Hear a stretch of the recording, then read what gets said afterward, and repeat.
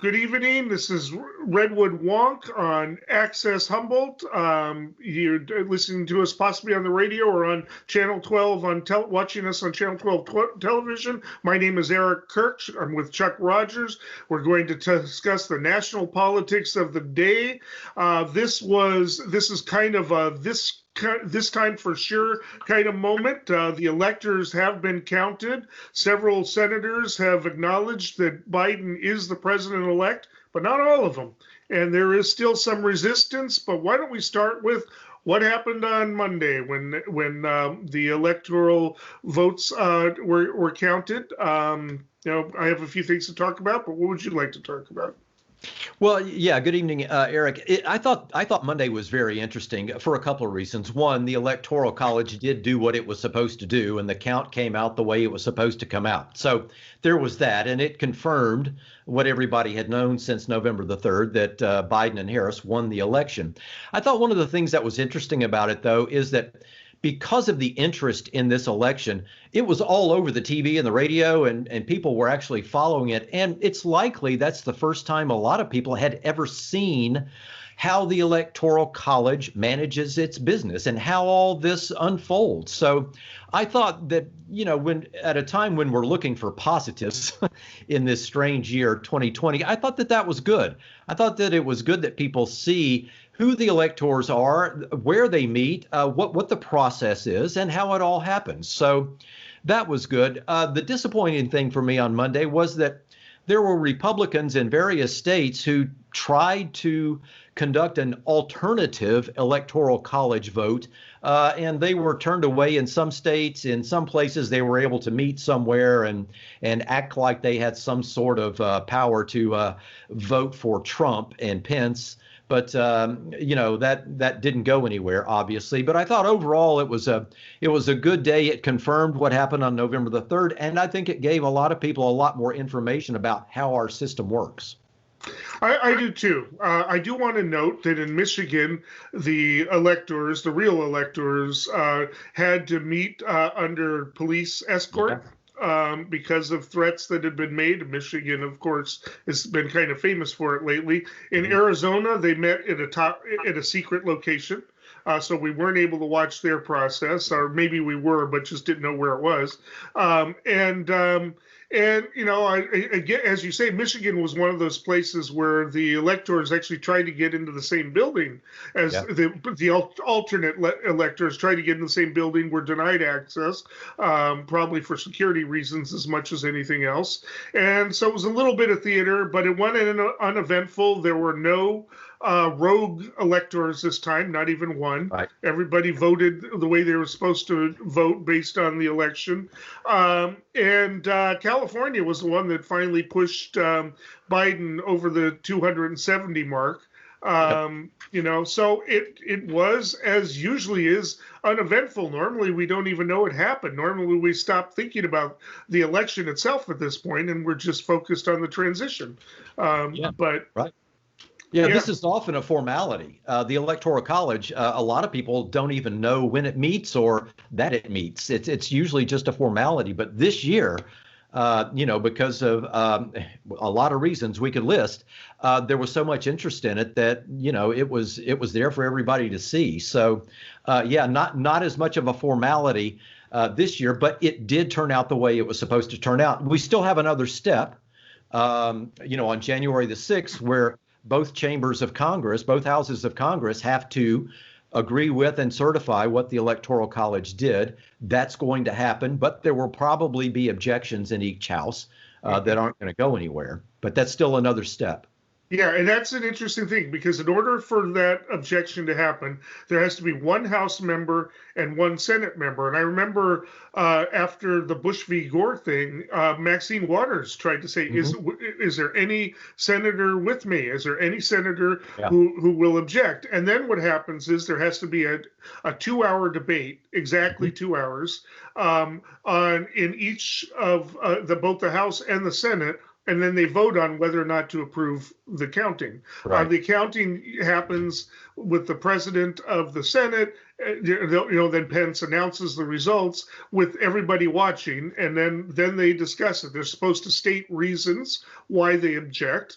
and it's supposed to be, concise. So that may happen, but it won't get beyond there. It would have to pass. The objection would have to be sustained in both houses, but it looks like a lot of Republicans are not going to go along with that. But even if they did get the Senate, they would still have to get the House, which in order to let the House decide the race. If not, it's kind of murky. But the way the law is written, it goes back to the governors of each of those states, and so you're looking at 6 states that are in question because they're not going to object to all the states that Trump won, but those object to the 6 states that were kind of undecided for a long time, and in 4 of those states the governors are Democratic, and 2 of them are some very pissed at Trump Republican governors who've been under where Trump actually called for Governor Kemp's arrest. So it's it's not anything that's likely to happen, and there's already comedians are starting to joke, how many times does Trump have to lose before he finally loses? And they're calling it saying it's like the monster movie where you've still got 20 minutes left in the movie and you keep thinking the monster's dead and it keeps popping back up. But and I think in Georgia alone he's lost like 3 times, been recertified 3 times. And all of the lawsuits have been dismissed. I think there's 1 or 2 lingering, but as of Saturday, Trump's supporters or Trump's campaign were 0-58. That's 58 lost lawsuits. I don't know if there were any more. It's just and still today there are senators. They held some sort of hearing. I haven't had a chance to catch up on the details, but Senator Ron Johnson and Senator Rand Paul are still saying this was a fraud, or at least potentially a fraud, without evidence. But Trump did turn on McConnell today because McConnell is referring to him as the president-elect, and John Cornyn in Texas had a completely gutless way of saying it, saying, well, once the electors have done their counts, there's nothing we can do about it. Not like, okay, it's over because, you lost on November 4th. It's, there's nothing we can do about it. The Republicans are just, at this point, everything, I don't know how many of them really believe it. Ro Cannon seems to think that some of them really do believe that the election was stolen, and I would imagine I'd be going crazy right now if I believed that. But it's also clear that a lot of the Republicans are taking the position because they seem to feel it's their mission to make Trump feel better, like it's a big therapy session. I agree. It's hard to explain, except for what you just say there, that they just feel compelled to help prop up his ego and his fragile ego and continue to validate him so that he feels okay. I'm curious about a couple of things, and you mentioned Mitch McConnell and John Cornyn, and there are others, a few around the country who have recently, belatedly, finally said that, I guess Biden and Harris won. But there's something to watch for inside the Republican Party. And some people have called it a civil war within the Republican Party. There are also discussions going on within the Democratic Party, too. So, this happens inside large parties like this. But Mitch McConnell and John Cornyn and others have said what is obvious, and that is that Biden and Harris have won the election. But the far right, the fringe far right, that real Trump base is not on board with that. And they are ready to cut ties with people like Mitch McConnell, who is the majority leader in the Senate. And I think that this is going to be a difficult time for the Republicans, especially if the Democrats win those 2 seats in Georgia. There's going to be some sort of upheaval within the Republican Party that results from this, because this is not sustainable. These are 2 very different political parties trying to exist within the Republican sphere. They're not on the same page. People like McConnell and Cornyn have gone along with this, knowing better, thinking that it's in their best interest because of judges and so on.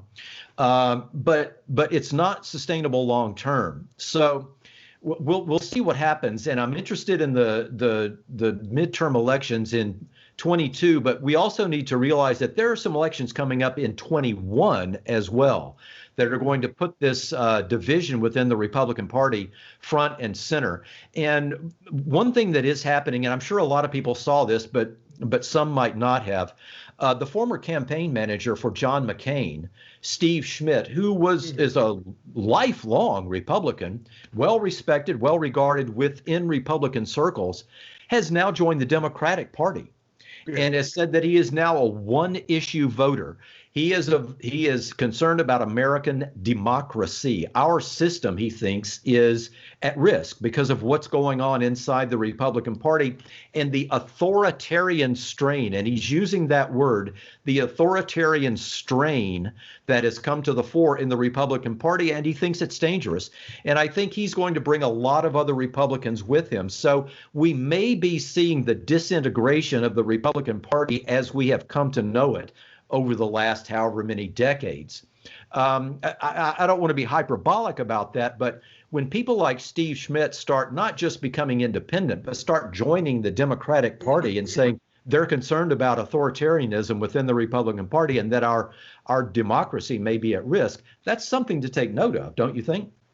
It is, and actually, a remarkable thing is he wrote a letter and has opened up a dialogue with Ocasio-Cortez to say, okay, I know we've had our differences. We'll continue to have our political differences, but we really need to unify. So please talk to me about what we can do to save the republic. Because it's very interesting. I haven't read her response yet. I'm sure she'll respond with wanting to talk. Obviously, she's always open to it. But it's remarkable. That was one of the first things he did, was to say, okay, we've got these people, go to people who are principally based, but let's talk about what kind of a united front we can take.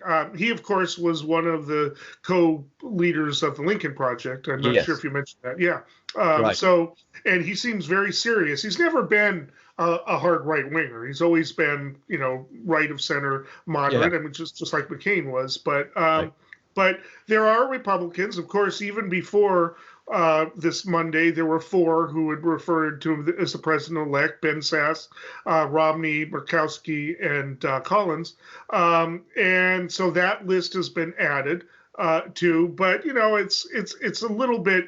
I think at this point, some of them have made the calculation that the political capital that they're expending in maintaining the facade, the charade, is going to cost more than taking on this base, which they may lose anyway. There was during the demonstrations in Washington D.C., some of which turned into riots. On Saturday, alt-writer Nick Fuentes got up in front of the crowd and said they want us to vote for Loeffler and Perdue, and I say destroy the GOP. And he had a crowd of hundreds chanting, "Destroy the GOP." They see it as a betrayal, and if they've even got 2% of the voters in Georgia, that's a big problem, because that's probably the margin there.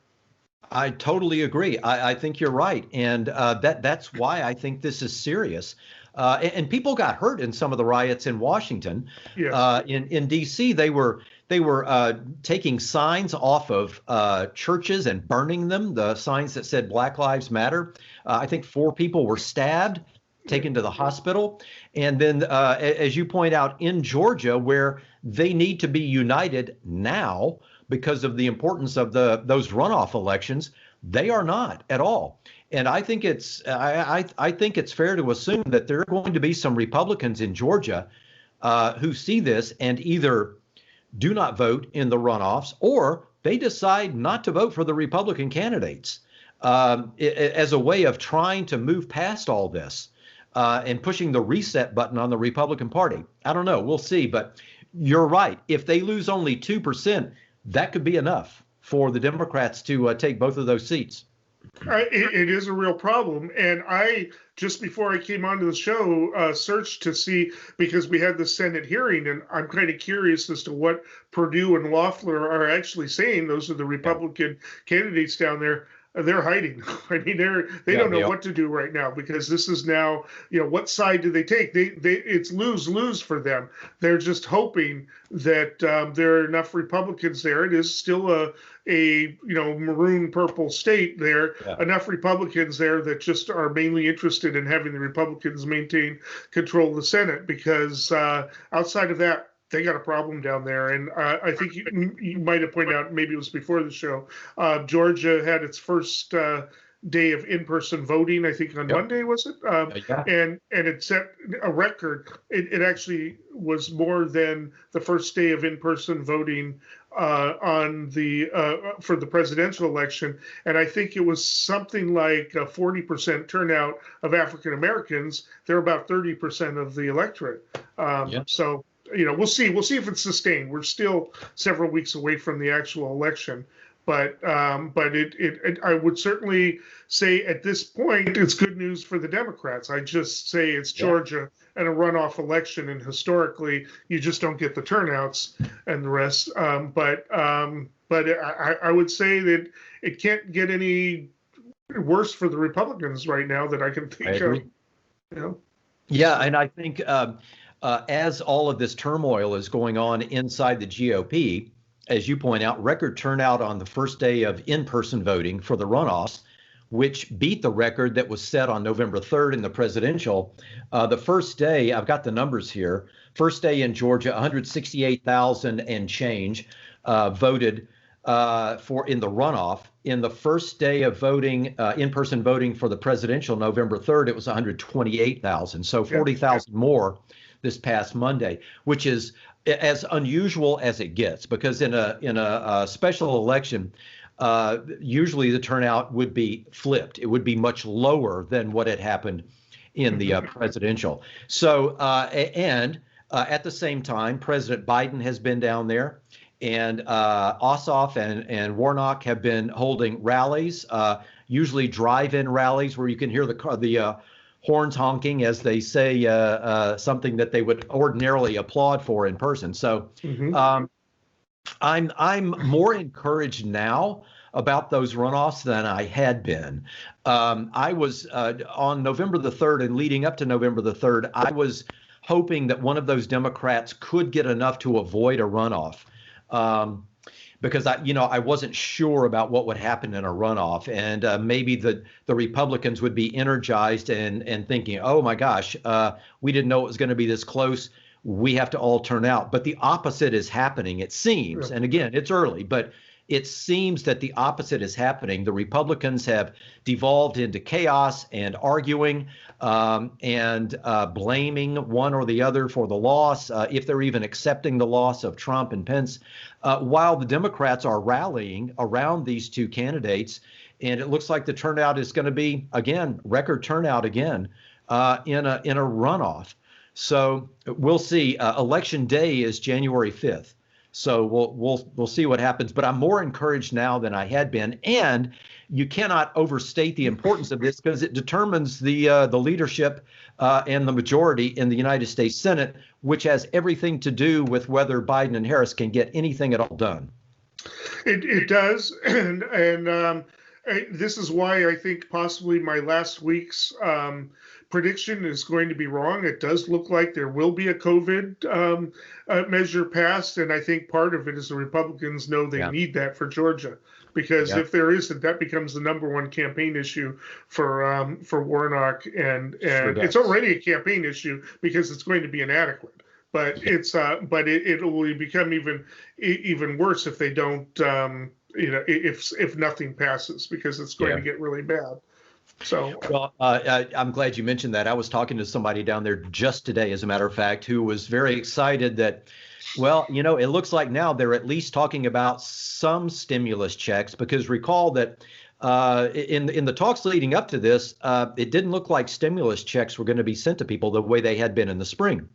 But now, as you say, because of what's going on in Georgia, the Republicans have even come to think, well, maybe we should send some stimulus checks, maybe not the 1,200 that we got previously, but maybe it would be something at least. So it is being talked about down there, and we'll see what happens. But I just sense that the energy in the runoffs in Georgia is on the Democratic side, at least for right now. It could change, but for right now, the energy seems to be with the Democrats. It does. I mean, they've also got what they're hammering on is the insider trading. I think they need to move on to other issues, but they are hammering on that. Maybe also the fact that we're up to still 3,000 people dying. We've got the vaccine is all really good news. Yep. That's been happening, and it is being spread, but it's probably going to be months before we actually feel the effects in terms of that. Still a lot of questions about the vaccine. For instance, how long will the immunity last? Yep. We have no way of knowing because the earliest anybody's taken, I think, was August, right? But we know it probably lasts till December anyway, so that's 4 months so far. The other question is, will it still have somebody be infectious even if they aren't immune themselves? There are cases in which people who are immune can still spread the infection. We don't know the answer to that. Seems like a low chance of that, but it is a chance. So we've got a lot of questions we haven't answered, and we're still lacking a national policy. It does look like we know Dr. Fauci is going to be in the Biden team. It looks like Birx is saying, hey, I was against Trump all this time too, wants to be on the team as well. Saturday Night Live even made a joke about it. But I made a face when he made the bleach comment, right? But anyway, it was just, but people who have been pandering to Trump, all that are facing all kinds of backlash, and some of them are just plowing forward with that. They are just all out, willing to undermine the confidence in democratic institutions, which did hold, to say that an election was stolen. And the thing is it wasn't even a close election. It's 81% of 81 million. With 7 million vote lead, with about a 4.5 percentage point lead. It's not a blowout like 2008, but it's on par with 2012. It's not close. This was not a squeaker. This was a outright win. In some states, it was kind of a squeaker. You could make that argument, but this was not a close election. So, but we continue, and we'll probably continue to have this discussion. And the mantra I'm hearing from right-wingers online is, well, you didn't accept the results of the 2016 election. And I keep trying to remind them, but it's pointless. But no, actually, we accepted the ballot results. We didn't say that the ballots were there. We thought that the results were at least partly the product of a massive Russian, social media campaign. And that's different from saying that there's this mass conspiracy of people who seem to have pulled it right under the noses of the world's media and all of the authorities and the rest that managed to pull all these fake ballots. And it's affecting people too. And we have this incident down in Texas where the ex-cop, this was actually in October, arrested, tried to do a citizen's arrest because police weren't arresting an air conditioner repairman that he suspected was the kingpin of voter fraud down in Texas. And an officer drove by and saw him with a guy on the ground with his knee on his back, and apparently indulged the guy. Even went to search the victim's house. The victim was willing to let it happen, but I don't think the police should have even asked him. I think they should have hauled this other guy off right away. I mean, imagine if this was a black man, right? And he drives along, sees him on the side of the road. So this guy was given all kinds of. But the point is that he was given. $200,000 by this shady right-wing group, Something for Liberty, and the rest to do this. I mean, there are people. I think there are certain political forces that want this, that want people to believe that there's this crazy conspiracy, and it's going to get people hurt. You mentioned the stabbings in Washington, D.C. That might not have been done by Proud Boys, but there was a gun incident in Seattle where a Proud Boy was pointing guns at counter demonstrators, got arrested for that. I mean, it's just, and they were roving around picking fights with people in Washington, D.C. throughout the night. I mean, and I think about it, if I thought an election was stolen that way and that the authorities were completely unable to even, see what was going on, 7 million ballots or whatever, I would be a little crazy, right? I mean, I don't know what I'd be advocating, but it's definitely a problem, and certain people are going to benefit from this, from the chaos. Yeah, I agree. I'm glad you pointed that out. And the incident in Texas also reminds me, and you may have seen this, there wasn't a lot of reporting about it, but some for sure. The head of the Republican Party of Texas, Alan West, actually suggested that the states, and he was talking about a lot of the states that had signed on to the Texas Attorney General's lawsuit challenging the election. Some of those states should join together, and he used the word in a union and move forward separately. So he was actually suggesting secession along with several other states. Now, nothing happened about that, but just the talk of that, I think, is dangerous, because the head of the Republican Party in a state the size of Texas needs to realize that the words he uses have weight and they matter. And so to talk about something like that is in fact dangerous, and it gives groups like the Proud Boys and the other Trumpists more fuel. It pours more gasoline on this fire. So I thought that was dangerous. The other thing I'm concerned about is, even though we had good turnout for the November 3rd election, I'm reading that there were still about 80 million people who chose not to vote. There was even a study that a friend of mine in Colorado sent to me and said, hey, what do you think about this? A study that asked people who didn't vote why. And it's a long list, and it's the usual things you would expect, that politicians in Washington don't know who I am. They don't know what I'm concerned about. They don't care about me. It doesn't matter whether I vote. Things aren't going to change. It's the same list we always hear about. But the percentage of people who strongly feel that way is up.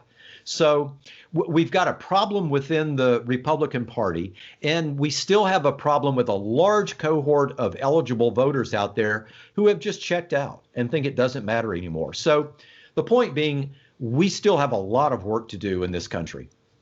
I want to go back real quickly, because you have somebody like West talking about secession, and in the double standard of American politics, if a left-winger talked about secession, he'd be an America hater. But right-wingers say it, and they're patriots. I mean, they're it's considered patriots. I know. Complete double standard, but I just wanted to point that out. I think the problem also with getting people to vote is America is classically lower voter turnouts than most other countries. Europe, you get 60% would be a dismal showing. Right. We're proud of it here, right? It's I think it's part of aspects of our culture where we just don't have people that. There are a lot of people who don't see themselves connected to the rest of society in that way. Exactly. They're individualists. Their vote doesn't count. So why bother, right? Yep. And never mind that people have died for it, that women were tortured for trying to get that vote, a century ago. It's just something that they just don't see it of value. And I think it goes to kind of a little bit of some issues of our culture that we're not going to solve with any type of political program. But that's just my feeling. There are those, and we could get into this on another show if we want. There are those who are proposing compulsory voting, which does exist in some countries. It might make a little bit of a difference. Australia and Brazil are good examples. Even if you don't vote, the only consequence is about a $20 fine, and they really only enforce that occasionally. But no less a think tank than the Brookings Institution has an article there. I should send it to you at some point, saying that maybe the United States should move in that direction without severe penalties, but but making it a required civic duty, I think is how Brookings worded it. Seeing whether that bumps up the participation, even a few percentage points. I think that there are some philosophical problems with it, and I think there are some ethical problems in it. In a free society, requiring that you vote, which should be a choice in a free society. But Brookings makes a good case for it. I'll send it to you, and maybe at some future show we can discuss it. Besides which, I don't know that I want an election decided by people who are have to be dragged to the voting. I want people who are interested and who are active and engaged. So I'm not quite sure that's a good thing. I think really it goes back to we need to restore the civics class in this country. And in civics, we need to really push the history of how voting came to be, of how the concept of government changed, with throughout history as the sovereign serving the people rather than vice versa. I mean, and understand the consequences if we didn't have it. Something, we should have classes that really are intended to give a sense of what democracy means, that it's, that it's an experiment that's actually a couple thousand years old but has evolved, and really that, as the participation is essential, because when you don't, when you don't participate in it, that's where authoritarianism, when people are disconnected, that's how authoritarianism does. We just don't have that. We don't even have civics right now. Everything is teaching towards the test, and these are concepts that don't fit well on a standardized test. And, we need to move away from teaching to the test and get back to some of these basic values, but also improve them in the sense that, there are people, and this is why the left wing is actually always in kind of a disadvantage, is my theory, is that left wingers kind of feel like, oh, I don't know that my vote's going to make any difference. They're all corporate politicians, and I don't see how it's going to make any difference, and they have all this angst about it. Right wingers, on the other hand, they vote because it's their civil duty. They do it, the civic duty. I don't care if it'll make a difference. I'm going to vote because that's what we do in a democratic republic. I wish we could kind of transfer some of that notion over to the left, which is, kind of gets off into philosophical, quandaries about whether it all is meaningful or not. Maybe reading a little too much Sartre and not enough, Thomas Jefferson. Anyway, maybe Republicans are more conformist than Democrats, and so they think that they're supposed to, so they do. Right. I don't know. Another discussion we could get in at some point is I have a feeling that one of the solutions among many, this is a difficult problem, but one of the solutions would be viable multi-party system, so that we don't have just two monoliths here, two gigantic parties, and it's a binary choice and that's it. We need a system where multiple parties actually have a chance and actually have a pathway to win a voice in Congress. I'm reading a book right now, and people can look it up. It's by a guy named Lee Drutman, D-R-U-T-M-A-N, and it's terrific. It does suggest some ways that we can move gradually toward a system that would allow multiple parties to at least have a chance and be viable. I just have a feeling that part of what you were just talking about, that people don't think that their voice matters. Their vote won't matter. Money talks, so why should I even bother? Because money drives the Republican Party in the same way that money drives the Democratic Party. Why should I bother? Well, part of what is being discussed in this book I'm reading on multiple parties is a way around some of that.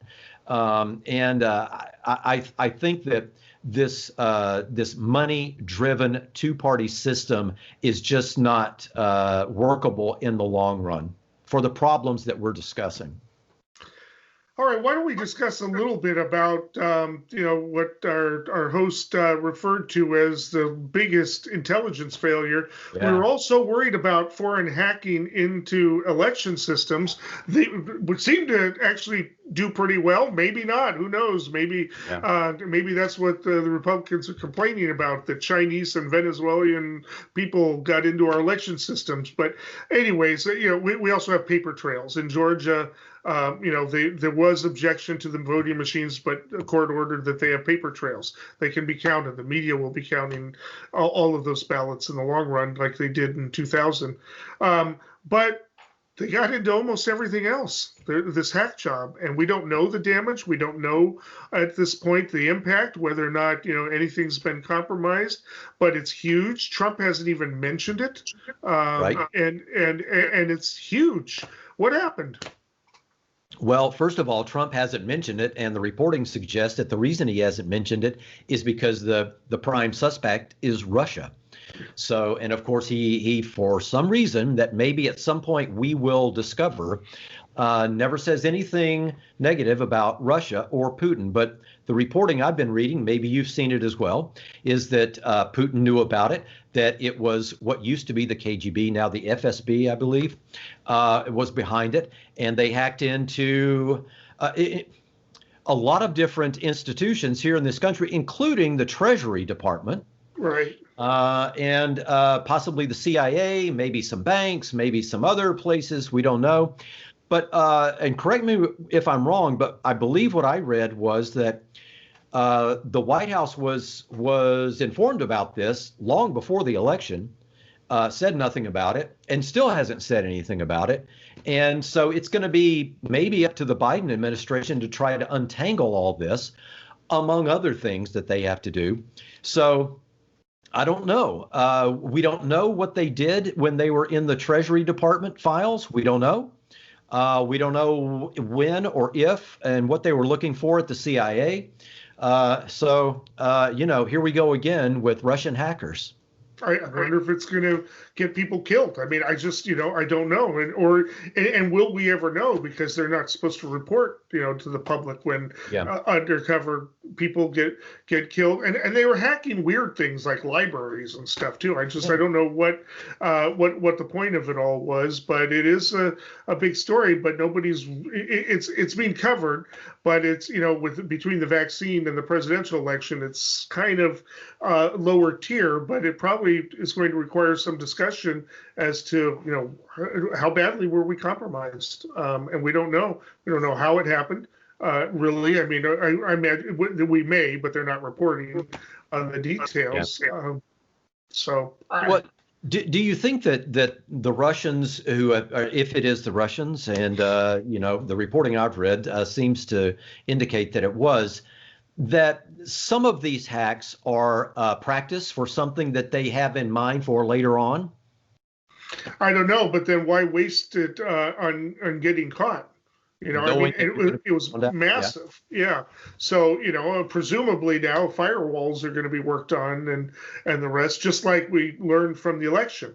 All there was some hacking. It didn't have any kind of effect, but there was hacking in 2016 in a couple of counties. But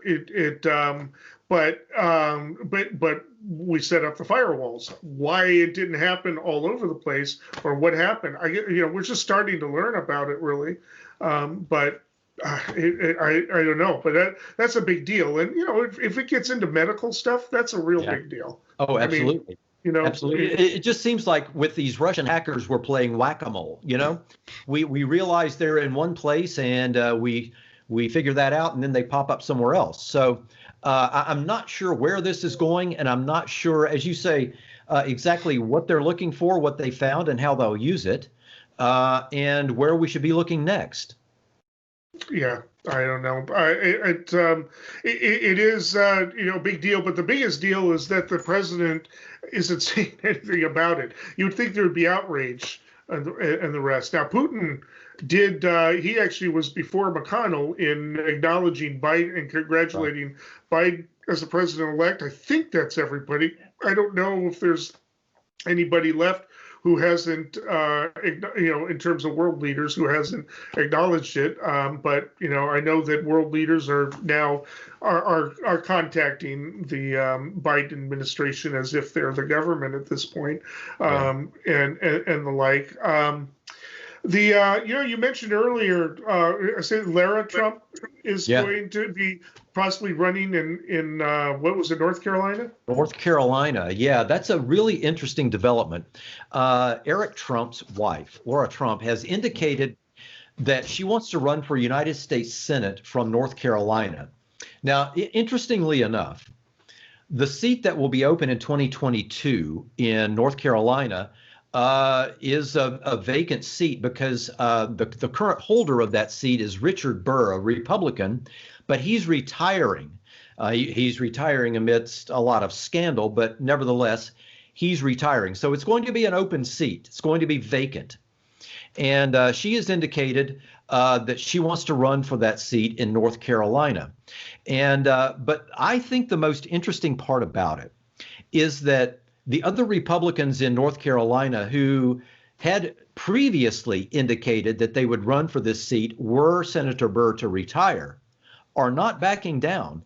They're not just parting the seas for a member of the Trump family. That's not happening. Right. And until recently, there were a lot of analysts who thought that the Trump family, because of President Trump's and future former President Trump's standing with the Republican base, no Republican in their right mind would challenge any of the Trump family members who were going to be running for anything. But that's actually not happening.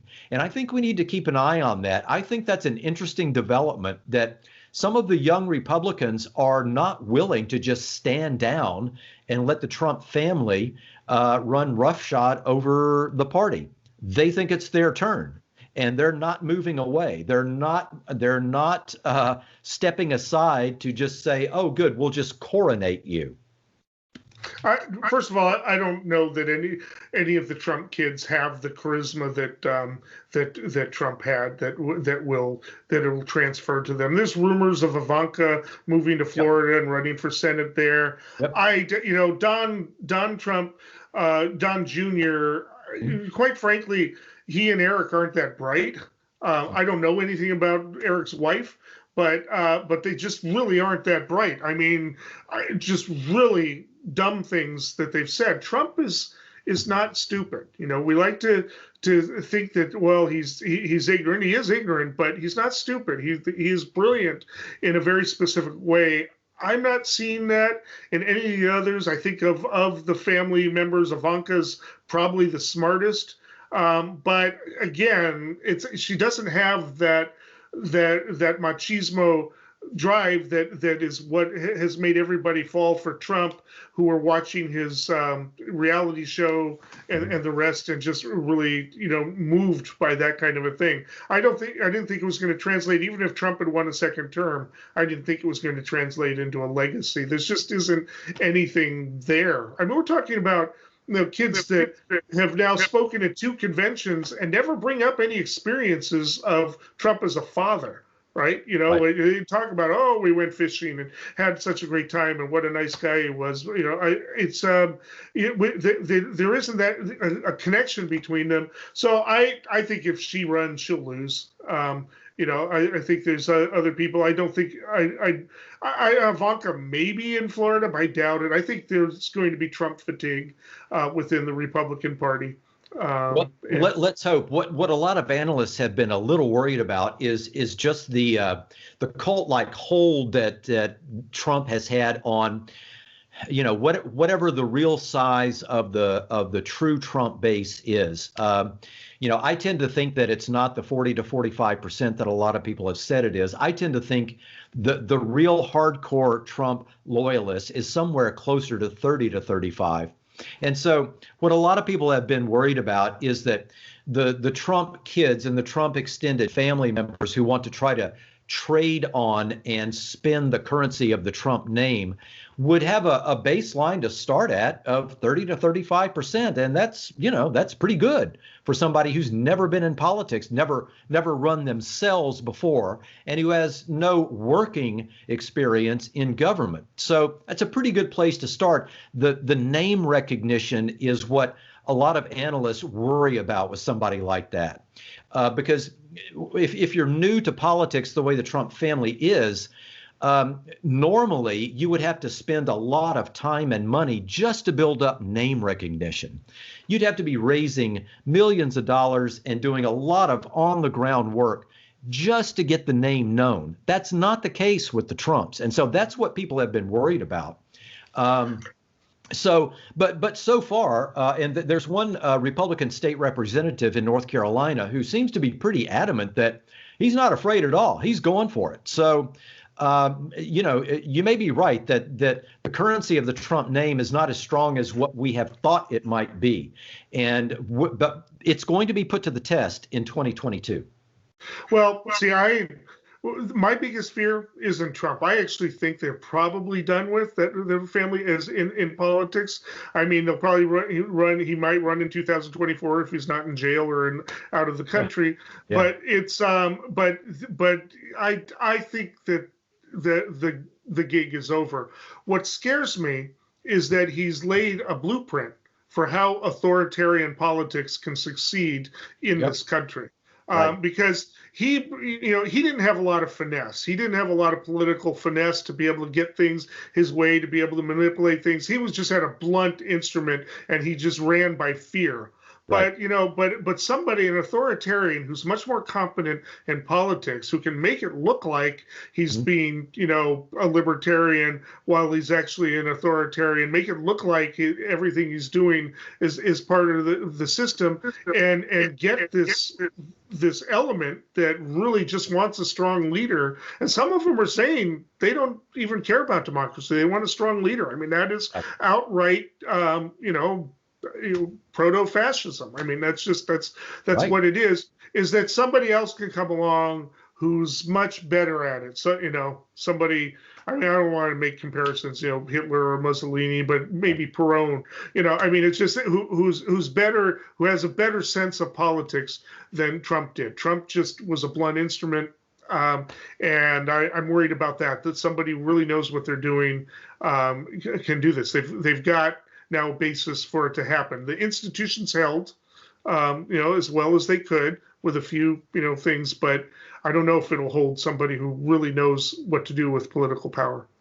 Well, that's exactly what Steve Schmidt has been talking about. And that's why he now says he's a one issue voter, and his issue is American democracy and saving it.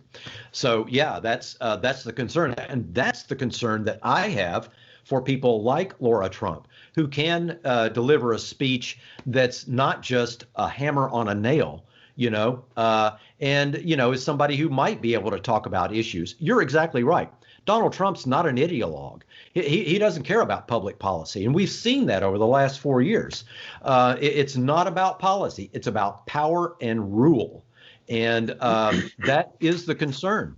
And I mean, look what he tried to do with the Justice Department and got away with it for a long time. And now is planting special counsels within the Justice Department that the Biden administration may have to deal with. We haven't even talked about that yet. One of them they want there just to investigate Hunter Biden. The damage he did to the Justice Department alone will take the next administration a lot of time and effort to try to repair, and we don't know if it can be repaired in one administration. We'll see. But that is the concern, and I don't agree with Steve Schmidt on any issue that I know of other than this one, but I do share his concerns on this. Yeah, I mean, I think he's pro-choice. There's a few other things, but is he? I don't know. Yeah, that's my understanding. He's got some socially liberal positions, but all right, we are at 5 minutes, and why don't you go ahead with your prediction, because there's a topic we didn't bring up that I will integrate into mine, but go ahead. Okay, good. I'm anxious to hear what that is. I have two quick predictions. One, and people should keep an eye on this. In 2021 and 2022, there are 38 gubernatorial elections, 38 of the 50 states. I have a feeling the Democrats are going to do better than what we might assume in those. I just have a good feeling about that, and I won't go into the details, but in reading about several of those races, I'm not as concerned about that. The gubernatorial races in the midterms as I once was. We can talk about it at some point if you want. The other one is this, January the 6th, that's when I think two Republicans in the Senate, Ron Johnson from Wisconsin and Rand Paul from Kentucky, are going to, in fact, object to the Electoral College decision that Biden-Harris won the race. And I think there are plenty of Republicans in the House who will do the same. They'll do the 2-hour debate in each house. It won't go anywhere, but it'll be yet one more little stumbling block that we have, or speed bump, if you want to look at it that way, that we have to roll over before we get to Inauguration Day. But I think there will be objections in each chamber. Okay, mine is going to be a little bit broader, kind of a little bit harder to define. But Pete Buttigieg was, and I always get that name wrong, was appointed today as Secretary of Transportation. Has no experience in it, but I believe that was appointed for a specific reason. And I know that progressives have been disappointed in a bunch of the cabinet picks. It seems to be pulling from the old, the Washington clique or whatever. A lot of them were Obama appointees and the rest, and which points to him just being a technocratic, overseer of the system rather than a reformer. The problem is we're in a hole right now, and it's probably going to take some dramatic things to basically change the country. I do believe that Biden is going to use the experience of these people, technocrats, whatever, to pursue an ambitious